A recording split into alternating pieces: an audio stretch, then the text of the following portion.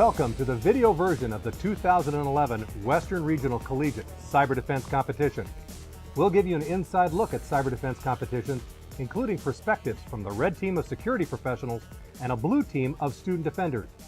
We're going to take you behind the scenes of this exciting, rewarding, and growing team competition sport.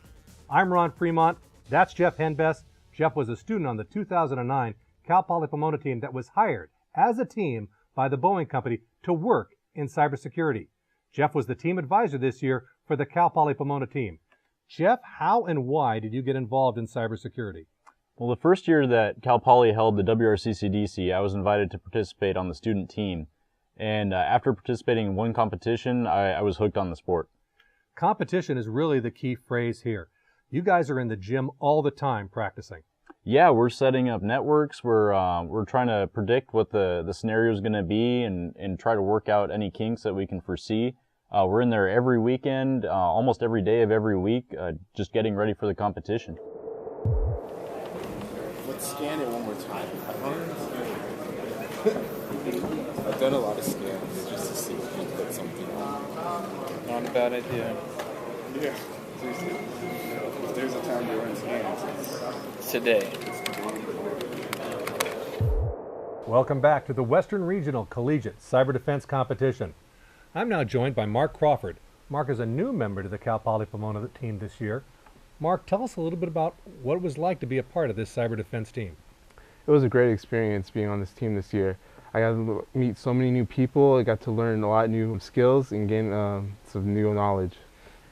It was nothing that can prepare me for it. Just hearing people talk about it and just actually doing it is two different things. That being in the competition, being in the environment where you're constantly being attacked by the red team and you're trying to keep your services up and defense, and it's just all at one time. There's nothing in the world that can describe it. I understand this sport is growing at the high school level as well. Do you wish you had that opportunity when you were in high school? Oh, I would have loved to have this opportunity in high school, to be able to work in a team and get to know each other and learn like a wonderful new outlook on how people are defending their networks, defending their systems, and keeping everything just working perfectly. It would have been awesome in high school. Thank you, Mark.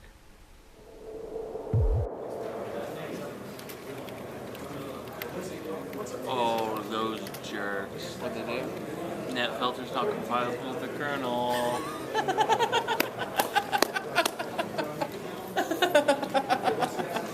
Awesome. They think they're cute, but I'm smarter than them.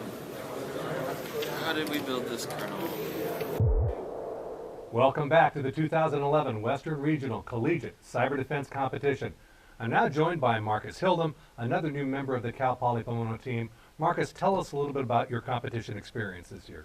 Well, what happens is you go in there to an environment that's warm, some of your stuff is up, some of your stuff is down, and it's potentially compromised already.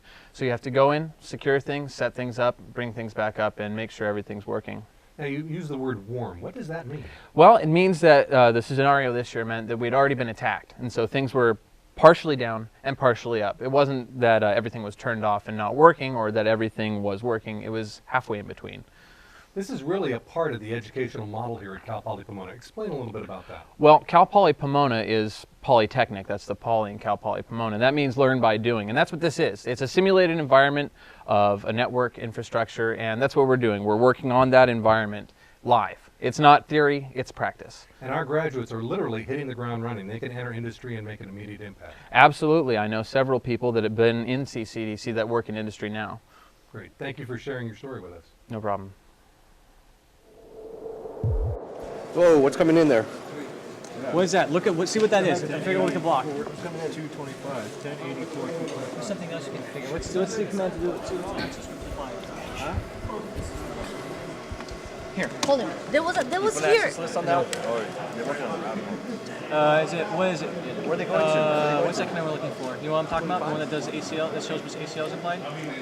Oh, show access list.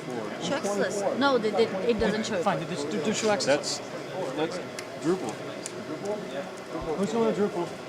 Dude, the Drupal's getting smashed. This one. This is the command. This is the command. Bad. This is the command. Okay. One set. Okay, good. You did 10. Now what do you want? No, it's not getting set. And welcome back. I'm now joined by Carolyn Bednarski. Carolyn was a member of the white team for the competition this year. Carolyn, tell us a little bit about the judging and scoring system for the competition. Well, this year, all the injects were issued online. Basically, the teams would look them up on the computer. They would do the injects, and then we would receive them back within the time they were given to do the injects, and we would score them based on how well they completed the inject. Now, I know you're using the word injects. You're using it in a different way than I have historically used it. Tell us about what you mean. Basically, the inject was an assignment that the white team gave to the competing teams, and it would either be to create something or to try to fix a problem that had arisen.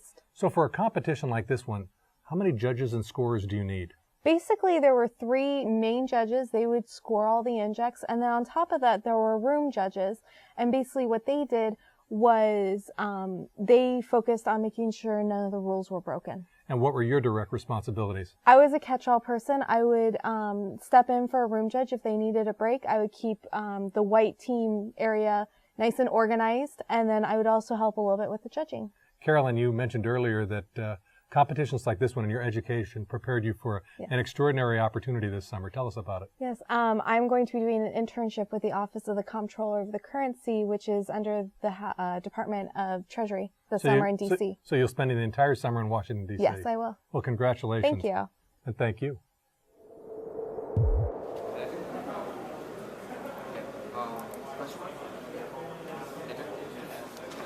Which box is this one?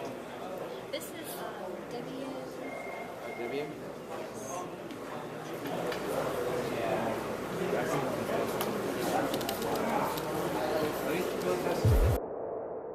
I'm now joined by Mr. Travis Johnson. Travis was a white team presentation judge, a little bit different than what we heard about from Caroline. Travis, tell us a little bit about that job.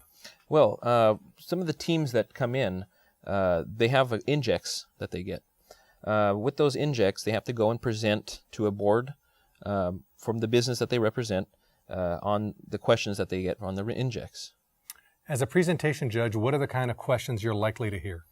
Well, one of the questions that they give to them is about changing the network with cybersecurity. They have to basically change the network, the design of the network, and they have to implement that to the business and how that affects the stocks. It sounds like a sport that you really have to think on your feet. It sure is. Some of the people that come in there, they don't know, they get nervous, they don't know what the questions are going to be or if they're going to ask them any additional questions, so they really do have to think on their feet. You're a former competitor as well. Yes. So tell us about how being a competitor prepared you for being a judge. Well, when I was in the blue team about a year ago, one of the things I didn't know really what was on the other side as far as the white team goes and what they look at and what they're judging. So there was a lot of responsibility on our shoulders and a lot of nervousness too. But as a white team member, looking at them now from the other side, it gives me a real good understanding of how the whole competition goes. Adding a user to an ESX box. So you've actually gained access to one of their machines? Yep. How hard was it to do so? How did you gain access?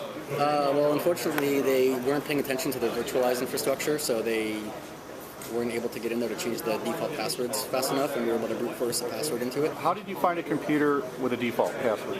Via an nmap scan. Just simple. Can you walk us through that process? On my Linux computer, I just opened up a terminal and ran a ping scan, found the host, then tried to SSH to it, and was able to SSH into the target. What time were you able to do this? About 30 seconds after we started. Who's trying to get in? Port 5900. Port 5900. Remote nodes? That's VNC. That's 127.0.1. Close VNC. Block or close? Block. We're trying to get in. At least I got that. It doesn't say